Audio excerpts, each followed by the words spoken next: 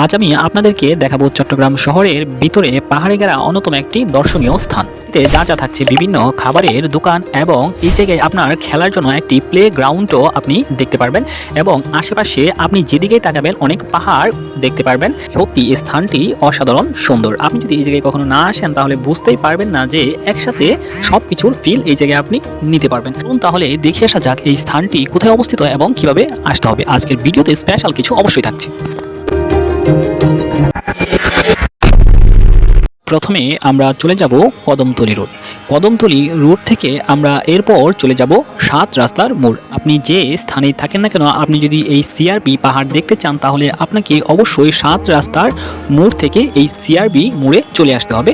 এই রুটটি দিয়ে যাওয়ার পথে লক্ষ্য করলাম যে এই জায়গায় অনেক যে লোহার যন্ত্রাংশ আছে, এই লোহার যন্ত্রাংশ আমার মনে হয় সারা বাংলাদেশে এই স্থানটি থেকে সাপ্লাই হয়ে থাকে। এখন আমি আছি কদমতলী মোড়ে। এই কদমতলী মোড়ের যে পুরা মসজিদটি আছে, এই পুরা মসজিদটির নাকি অনেক পূর্ব ইতিহাস রয়েছে।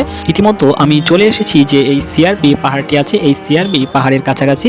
এই জায়গায় আসার পর আপনারা যে বিষয়টা সবচেয়ে বেশি লক্ষ্য করতে পারবেন, এই জায়গায় অনেক পুরানো অনেক গাছ দেখতে পারবেন, আর যেই গাছগুলোর সৌন্দর্য খুবই অসাধারণ।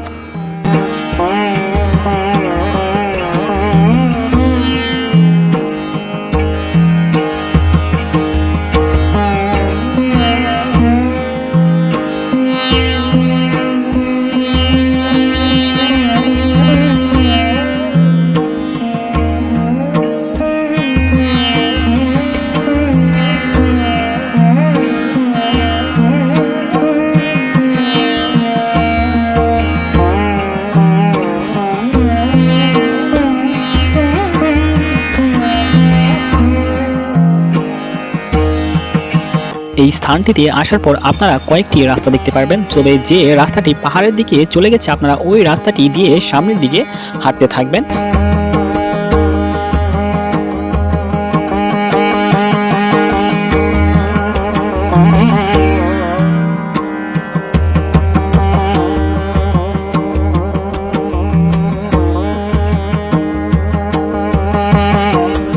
এই সিআরবি পাহাড়ে আসতে হলে আপনাকে অবশ্যই দিনের বেলা আসাই ভালো হবে। এই পরিবেশ দেখে যতটুকু মনে হচ্ছে সন্ধ্যার পর এই জায়গায় আসলে ছিনতাই হওয়ার একটা সম্ভাবনা রয়েছে।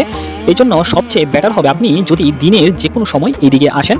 তবে বিশেষ করে আপনার 3টা থেকে 4টা পর্যন্ত এই যে স্থানটিতে অনেক লোকের সমাগম হয়ে থাকে।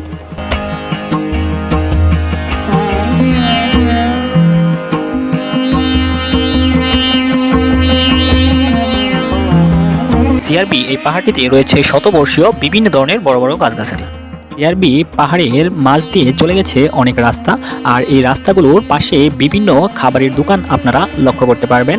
আর এর পাশাপাশি একটা সুন্দর খেলার মাঠও তৈরি করে রাখা হয়েছে। যদি ব্যাট বল অথবা ফুটবল নিয়ে আসেন তাহলে চাইলে এই জায়গায় খেলাধুলাও করতে পারেন।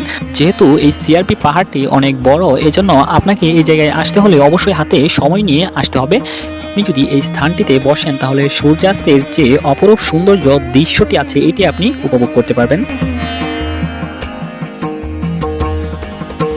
চট্টগ্রামের ফুসফুস বলা হয় এই সিআরবি এই পাহাড়টিকে। ফুসফুস বলার প্রধান কারণ হচ্ছে এই স্থানটিতে রয়েছে শতবর্ষীয় পুরানো গাছগাছালি এবং এই সিআরবি নামকরণ করা হয়েছে সেন্ট্রাল রেলওয়ে এই বিল্ডিং এর এই নাম থেকে। সেন্ট্রাল এই রেলওয়ে বিল্ডিংটি নির্মাণ করা হয় 1897 সাল থেকে। চট্টগ্রামের মানুষ সুযোগ পেলেই চলে আসেন এই সিআরবি এই পাহাড়ে।